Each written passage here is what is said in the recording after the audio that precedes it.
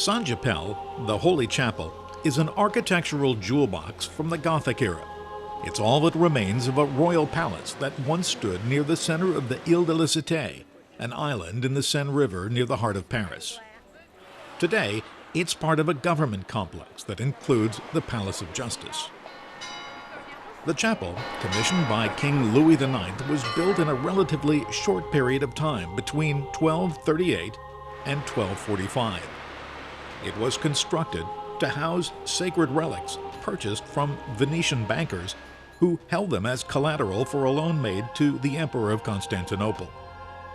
The relics, including the Crown of Thorns, believed to have been worn by Christ at the time of the crucifixion, were carried to the chapel by a barefooted King Louis, dressed as a penitent.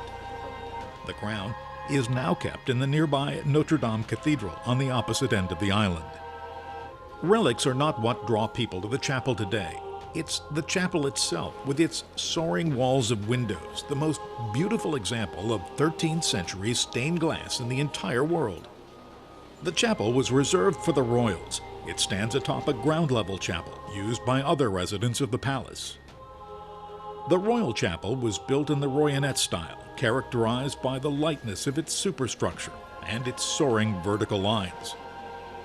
There are 15 huge windows in the nave, but somehow the room manages to feel quite small and intimate. A rose window was added in the 1400s.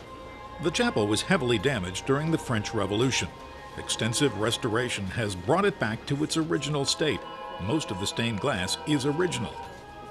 Visitors use printed guides that point out the details of the scenes depicted in the panels. Sainte Chapelle is an absolute masterpiece of sacred space, art, and architecture. Every moment it changes as sunlight washes over its walls of glass. Sainte Chapelle is definitely worth taking time to travel.